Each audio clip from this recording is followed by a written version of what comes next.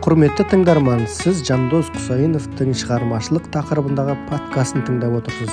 Мұнда кино, театр, әдебиет, Instagram, YouTube, TikTok, блогерлік, жалпы өнер шығармашылық туралы айтылады. Баршаңызға сәлем, мен Жандос Құсайынов. Бұған дейін телеарнада қаншама жыл жұмыс істегенмін, сценаристпін, режиссермін, фильмдер түсірдім, сериалдар түсірдім, кітап жаздым, сценарий туралы курс жасадым. Енді міне подкаст жасап жатырмын. Подкасттың мақсаты шығармашылық туралы даму. Подкастқа қажетті тақырыптардың тізімдерін жасап жатырмын. Бұл енді еркін подкаст болады. Бұл жерге қонақтарды шақыруға болады. Әртүрлі саладағы, тек кино саласы емес, шығармашылыққа қатысы бар, мысалы музыка, театр, әдебиет, сурет өнері. Осыған қатысы, жалпы кино деген синкретті өнері болатын болса, сол киноға қатысты бүкіл өнер түрлеріне соның өкілдерін шақырып, солармен сұхбат құрамын. Осы табысты болу үшін, осы шығармашылықты пайдалана отырып, ақша табу, соның жолдары, қалай дамимыз. Мысалы біздің қазақ сегментінде, жалпы ютубта, блогингте қазақ тілді креаторлар өте аз. Неге? Өйткені біз көбінесе сенбейміз, өзімізге сенімсіздік жоқ, қорқамыз, жүрексінеміз, ұяламыз. Осы нәрселерді, осы тақырыптардың кілтін іздеу үшін, осының себеп салдарымен күресу деп те айтасыз ба, білмеймін, енді адамдармен сұхбат жүргіземін. Одан бөлек мен өзім жеке әртүрлі тақырыпта кейде кино талдау жасап кетуім мүмкін, кейде бір кейіпкерлерді талдаймыз, жіктейміз, не болмаса лайфхактардың тізімін жасауым мүмкін. Менің подкастым осы болады. Негізгі мақсаты шығармашылық даму. Мен осы тұрғыда енді кітап жаздым ғой, жақында ғана шығармашылықты қалай арттырамын деген қысқаша кітапша PDF форматтағы сатылымда жүріп жатыр. Сол кітапта мен айтқан нәрсе, бұл адамдардың шығармашылық бір іштерінде бір вулкан бар. Сол вулкан атылмайды. Адамдар тұмшалап жүреді өмір бақи. Ішінде бірдеңеге бір қажеттілік бар. Ана Тұрсынбектің бір әзілі бар еді, қазақтар бірдеңе істеу керек, бірдеңе істеу керек деп жүреді деп. Сол бірдеңе істеу керек дегеннің ар жағында бір іштегі бір потенциал ашылмай жатыр адамның. Біліп тұр, өзінің ішінде бір өнер бар. Ол жақсы сурет салу мүмкін, жақсы ән айту мүмкін, жақсы жазу мүмкін, жақсы түсіру мүмкін, күшті монтаж жасау мүмкін.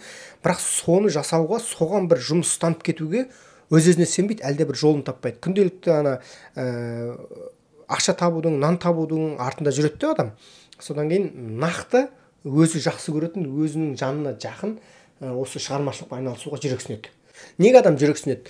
Өйткені бірінші нәрсе ол қорқақтық. Адам ішінде бір қорқыныш сезім болады, бәлкім менің қолымнан келмейді деп. Өйткені адам мысалы 200 мың теңгеге, 150 мың теңгеге айлыққа жұмыс істеу мүмкін. Енді сол айлықтан қазір қол үзіп қалсам аштан өлем деген қорқыныш, бұл бірінші кезекте тұрған қорқыныш. Бұндай қорқыныштың болуы заңдылығы, өйткені адам болғаннан кейін бізде сол өзімізде инстинкт самосохранение деген нәрсе бар. Бұған былай қарауға болады: егер сен жұмыс істеген кезде энергия аласың ба, энергия бересің ба? Егер сен энергияны көбірек беріп, жұмыстың соңында шаршап қалатын болсаң, және көңіл күйің болмайтын болса, онда бұл жұмыс сенің жүрегіңе жақын емес. Ал егер сен жұмыс істеген кезде энергия тасып, түнгі сағат 10-11-де де істей бересің, немесе сенбі күні таңертеңгісін тұрып жұмыс істейсің, жексенбі күні таңертең сол жұмысқа қарай кетіп бара жатасың. Осылай болса, онда демек сен өзің жақсы көретін істі жасап жүрсің. Жұмыс істеп жүріп, демалып жүрсің, демалып жүріп жұмыс істеп жүрсің. Осы екеуінің арасын жақсы байланыстыра алған адамның өмірде жол болған деп есептеймін. Осы адам шығармашылық айналысады. Енді шығармашылық деген тек қана кітап жазу, немесе музыка, ән салу емес қой. Шығармашылық бүкіл салада бар. Жалпы мына ғылыми жаңалықтардың көбі шығармашылық арқылы дамыған. Адамда шығармашылық ойлау қабілеті, мышление дейді, сол дамыған кезде ол креативті болады. Әртүрлі жұмыстың кілтін табады, қиын жұмыстарды жеңілдетеді. Сондықтан шығармашылық даму кез келген адамға керек. Кез келген адамға керек. Шығармашылық дамудың көрсеткіші, алғышарты бұл не? Адам өзі қолынан келетін істі дамыту және соны жақсарта беру. Сол іспен айналысу, соны жақсарту. Ол үшін адамға белгілі бір кезеңдерде бір дағды керек.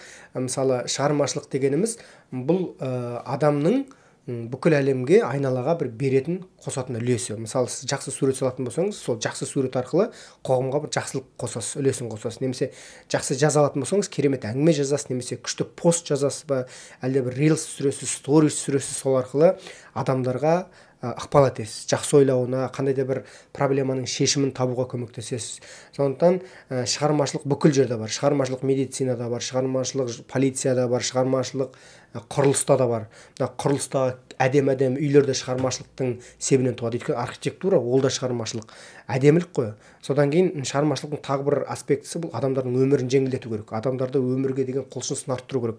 Біз неге жақсы фильм көрген кезде кинотеатрдан шыққаннан кейін күшті өмір сүргіміз келіп кетеді. Сол кейіпкерлерге ұқсап проблеманы жеңгіміз келіп кетеді.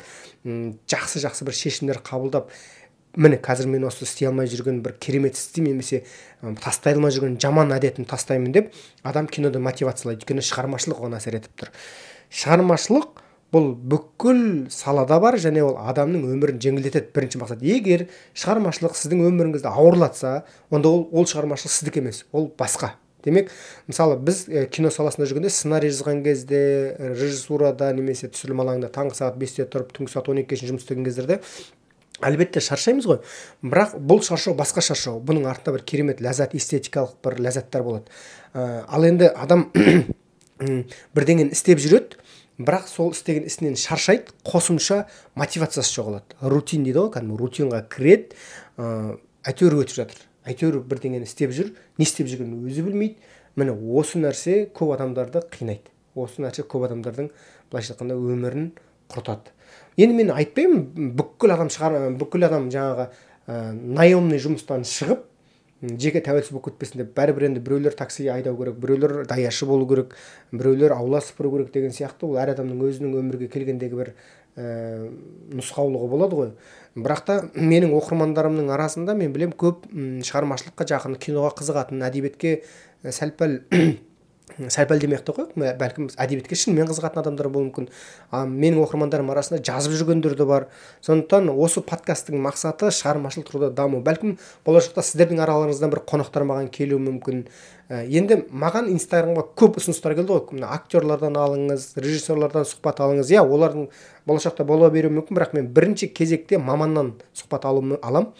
Әртүрлі саланың маманнан, кастингтан болуы мүмкін, жақсы композитор, немесе бір жақсы оператор, қоюшы оператор, жарық қоюшы, дыбыс әрлеуші.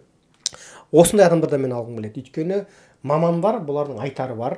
Мамандардың өздерінің көп адаммен бөлісе беретін құпиялары бар, соны ашуға тырыссам деп ойлаймын.